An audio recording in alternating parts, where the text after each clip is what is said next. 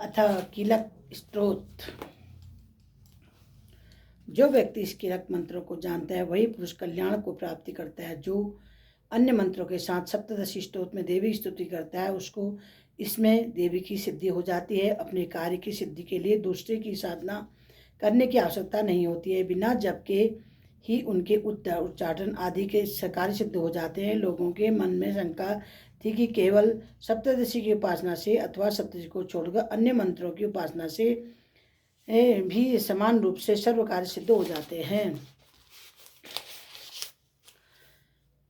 क्या समस्त उच्चाट नादिक इसी से सिद्ध हो जाते? इस प्रकार की तीनों लोगों को शंका हुई। तब उस शंका के निवारण के लिए भगवान भोलेनाथ ने इन लोगों को बुलाकर आज्ञा की। हाँ, यह सब सिद्धियां देने वाला शुभ स्त्रोत है। इसके पश्चात भगवान शंकर ने चंडिका के सप्तऋषि नामक स्त्रोत को गुप्त कर दिया। इस स्त्रोत के पाठ द्वारा प्राप्त होने वाला पुण्य कभी समाप्त नहीं होता है। अतः इस वन्य यंत्रण अर्थात कीलक मंत्र को पूरी तरह से जान लेना आवश्यक है।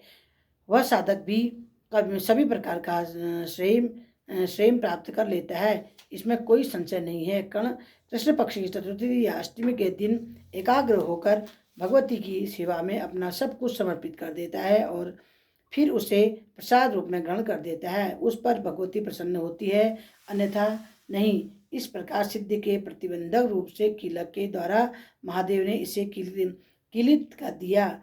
इसलिए इसका निष्किलन करके जो नित्य जपता है वह सिद्ध गण या गंधर्व होता है। वह कहीं भी घूम रहा हो उसे कोई भय नहीं रहता, उसकी अकाल मृत्यु भी नहीं होती है। मृत्यु होने पर उसे मोक्ष की प्राप्ति होती है। अतः कीलक को जानकर उसका परिहास करके सप्तऋषि का पाठ आरंभ करें। ऐसा करने पर उसका नाश हो जाता है। कीलक और निष्किलन का ज्ञान प्राप्त करने पर ही वह स्तोत्र निर्दोष होता है और विद्वान पुरुष इस निर्दोष स्तोत्र का पाठ आरंभ करते हैं। स्त्रियों में जो कुछ सौभाग्य आदि दिखाई देता है वह सब इस पाठ की ही कृपा से है। इसलिए इस कल्याणकारी स्तोत्र का पाठ करना चाहिए। इस स्तोत्र को शनै शनै पाठ करने से स्वतः फल मिलता है, इसलिए उच्च स्वर से इसका पाठ करना चाहिए। जिस देवी के प्रसाद में ऐश्वर्य, सौभाग्य, आरोग्य, संपत्ति, शत्रु का नाश तथा परम मोक्ष की प्राप्ति होती है, उस देवी की स्तुति अवश्य करनी चाहिए। पहला अध्याय दुर्गा सप्तशती का पहला अध्याय है। मेघा ऋषि का राजा सुरत और समाधि को भगवती की महिमा का वर्णन करते हुए मधु कैडव वध का प्रसंग बताते हैं। प्रथम ये जो इसका अध्याय है तो इसको मैं हिंदी में सुनाती हूँ। इस प्रथम चैत्र के ब्रह्मा जी ऋषि, महाकाली देवता, गायत्री छंद, नंदा शक्ति, रक्त नंदित का बीज, अग्नि तत्व, ऋग्वेद स्वरूप है। श्री महाकाली की प्रीति के प्रथम चैत्र के जप में विनियोग किया जाता है। भगवान विष्णु के सो जाने के कारण मधु और कैडव को मारने के लिए ब्रह्मा जी की स्तुति की थी। उन देवी महाकाली ने स्तुति करता हूँ मैं अपने 10 हाथों से खड्ग, चक्र, गदा, धनुष, बाण, परिधि, शूल, कुशुंडी, मस्तक और शंख धारण करती है। वह तीनों नेत्रों वाली है। उन्होंने अपने समस्त अंगों में दिव्य आभूषण धारण कर रखे हैं। मार्कंडेय ऋषि बोले, सूर्य के पुत्र श्रवणी जो 8वें मनु कहलाते हैं उनके उत्पन्न होने की कथा विस्तार पूर्वक करता हूँ। हे ऋषियों, उसे ध्यान से सुनो। महाभाग्यवान सूर्य के पुत्र, सूर्य की छाया से उत्पन्न सर्वाणी जगजननी महामाया की कृपा से जिस प्रकार वे मनवंतर अधिपति बने उसी कथा को सुनिए। प्राचीन काल में स्वराचित मनवंत के चैत्र वंश में सूरत नाम के एक राजा था जिनका साथी पृथ्वी पर राज्य करता था। वे अपनी प्रजा का और उसके पुत्रों की भांति पालन पोषण करते थे। उतना होने पर कोला विध्वंसियों के राजा के साथ उनकी शत्रुता हो गई। राजा सूरत का कोला विध्वंसियों के साथ युद्ध प्रारंभ हो गया। यद्यपि कोला विध्वंसी संख्या में कम से कम थे, फिर भी उन्होंने राजा सूरत पर विजय प्राप्त कर ली। इसके बाद राजा सूरत अपने नगर में आकर अपने देश को शासन करने लगा, परंतु आक्रमणकारी कोला विध्वंसियों के ने यहाँ पर भी राजा सूरत पर आक्रमण कर दिया। राजा सूरत का बुरा समय जानकर उसने दुरात्मा, दुष्ट एवं बलवान मंत्रियों से राजा की सेना, कोष आदि पर अपना अधिकार जमा लिया। अपना बुरा समय जानकर राजा सूरत अकेला ही घोड़े पर बैठकर मृग का शिकार खेलने के बहाने घने जंगल में चला गया। घने जंगल में पहुंचकर राजा ने सूरत ने एक ऐसा आश्रम देखा जहां जंगली पशु अपनी स्वाभाविक हिंसावृत्ति को भूलकर शांतिपूर्वक विश्राम कर रहे थे। वह आश्रम मुनि श्रेष्ठ मेघा मुनि का था। उसने शिष्य आश्रम की शोभा बढ़ा रहे थे। आश्रम में पहुंचकर राजा सूरत ने अपने आसन पर विराजमान ऋषि मेघा को दंडवत प्रणाम किया और मुनि द्वारा उचित सत्कार पाकर राजा सूरत कुछ काल तक इधर उधर विचरण करता हुआ आश्रम में पड़ा रहा। आश्रम में रहा। कुछ समय तक आश्रम में रहने के बाद एक दिन राजा सूरत के मन को राज्य की ममता से आकृष्ट कर लिया। यह विचारने लगा कि जिस प्रजा का पालन मैंने पुत्रवत किया था तथा मेरे पूर्वज जिसको पूर्व काल से पालते आए थे, आज वह राज्य मुझसे छिन गया है। मेरे ही नौकर चाकर मंत्री दुराचारी हो गए हैं। पता नहीं अब वे प्रजा का पालन धर्मपूर्वक कर रहे होंगे या नहीं। मेरा श्रेष्ठ शूरवीर हाथी जो सदा मद को सुरक्षा करता रहता था, वह मेरे शत्रुओं पर आधीन होकर न जाने क्या क्या कष्ट उठा रहा होगा और मेरे आज्ञाकारी नौकरों की प्रतिदिन प्रसन्नता से धन और भोजन प्राप्त किया करते थे। अब वे सब निश्चय ही दूसरे राजाओं की आज्ञा का पालन करते होंगे। मेरे कठिन परिश्रम से संग्रहित कोष को वे बिजुल कर खाली कर डालेंगे। क्या वास्तव में मेरे द्वारा संचित खजाना सचमुच नष्ट हो जाएगा? इस प्रकार की बातें राजा के मन में चिंतित करने लगी।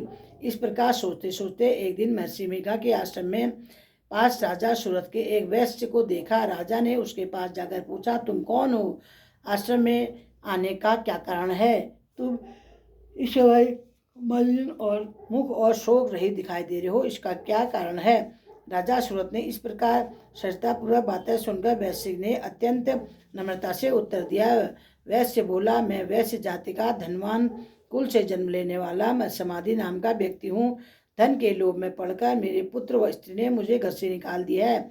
इस समय मैं स्त्री पुत्र एवं धन से विहीन हूँ। अब मैं स्वजनों से रहित दुखी होकर इस घने वन में घूम रहा हूँ। अब मुझे अपने स्वजन स्त्री पुत्र बंधु के कुशल या अकुशलता का कोई पता नहीं है। मेरे स्वजनों का मेरे पीछे क्या हाल होगा, इसकी मुझे चिंता लगी रही है। मेरे पीछे उन किसी प्रकार का कष्ट तो नहीं होगा? पता नहीं मेरे पुत्र पत्नी किस अवस्था में रह रहे होंगे।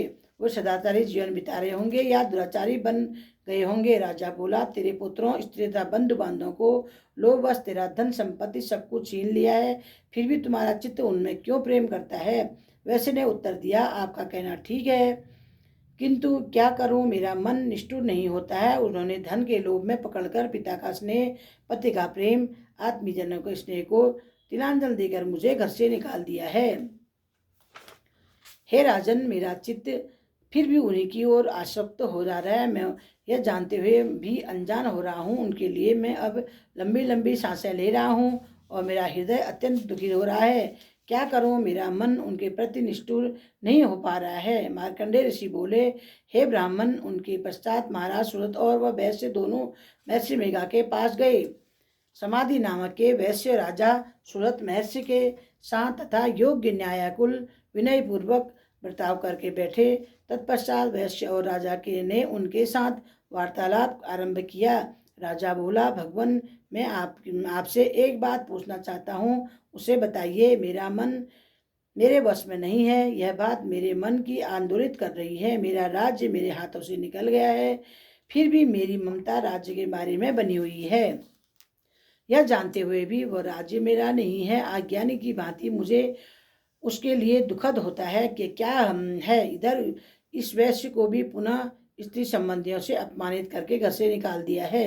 यद्यपि इसे संबंधियों से त्याग दिया है, फिर भी इसका मन उसमें ही रमा रहता है। इस प्रकार यह और मैं दोनों अत्यंत दुखित हैं।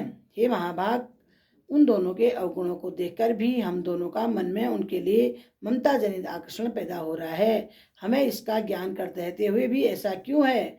अज्ञानी मनुष्यों की तरह हम दोनों यह मूर्णता क्यों है? महर्षि ऋषि बोले, विषय नाम मार्ग का ज्ञान सब जीवों को है। इसी प्रकार विषय सबके लिए अलग अलग है। कुछ प्राणी दिन में नहीं देखते और कुछ प्राणी रात को नहीं देखते हैं। कुछ प्राणी ऐसे भी हैं जो दिन और रात बराबर देखते हैं। यह सच में मनुष्य समझदार होते हैं, किंतु केवल वे ही ऐसे नहीं होते।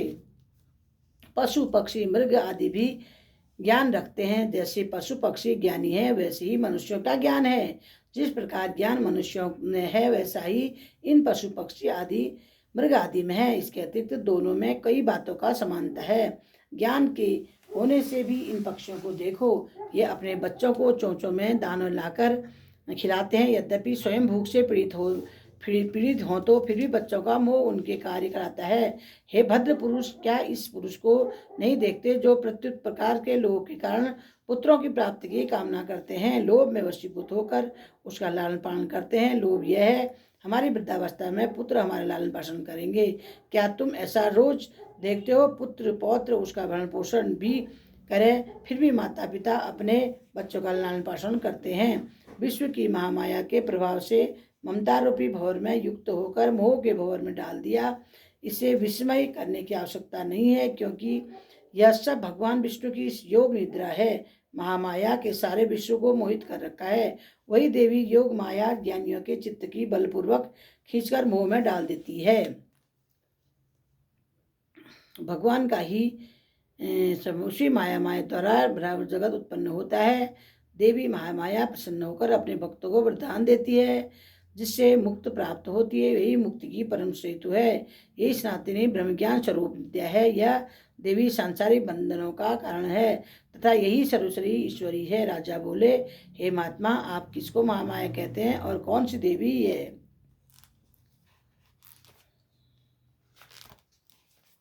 हेलो दोस्तों, दुर्गा सप्तशती की थोड़ा सा प्रथम अध्याय और थोड़ा किलक स्तोत्र का ध्यान पाठ किया। आगे की कथा कल सुनाऊंगी। तब तक के लिए जय माता दी, जय दुर्गा सप्तशती, जय चंडी मैया की जय हो। भगवान